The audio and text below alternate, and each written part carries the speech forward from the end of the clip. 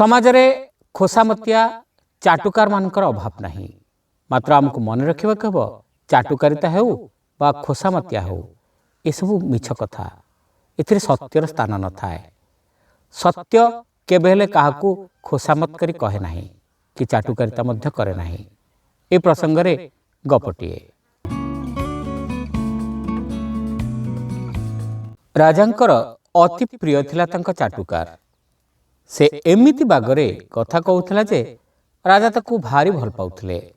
दिने चाटुकार घरे पहुंची देखिला जे ता स्त्री मुह सुखाई बसिछि। से पचारला कि हो कथा कौन एमिति काहे कि धान उसुआ हांडी परी मुह करी बसिछ।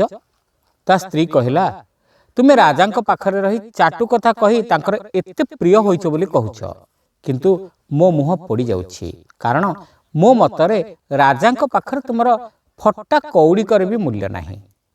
चाटुकार कहिला किए कहिला? मु कहिले तू मिछ मणिबो, किंतु मन रख राजा बरं मंत्री को लोड़िबे नहीं किंतु मते लोड़िबे। ता स्त्री कहिला जदि एमिति कथा मु परीक्षा करी देखिबी राजांक पाखरे तुमर ओजन केते।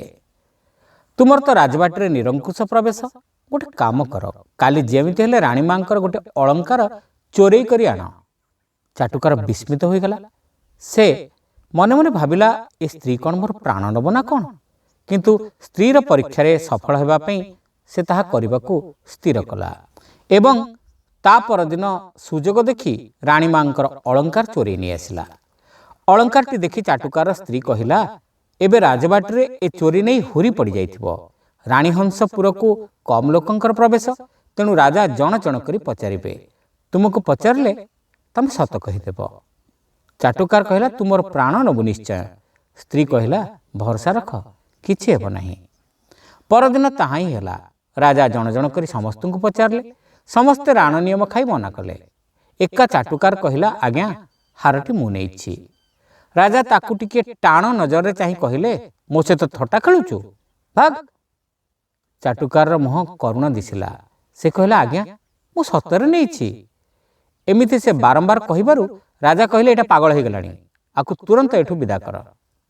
तापर ठारू चाटुकार आउ राजबाटी को आसिला नहीं। राजा अलंकार सहित चिठीटीए पाइले। सेथिरे लेखा थिला मु जीवन रे प्रथम थर पाई सत कहली एवं जानिली मु सतरे कौन। मु एणिके आउ राजनगर को आसीबि नाही। श्रोता बंधु गपटी आपण मानकु केमिति लागिला कमेंट करी निश्चित जणाइबे। आपण माने जदि चैनल नुआ सब्सक्राइब करबा को भूलिबे नाही। रहिलु नमस्कार।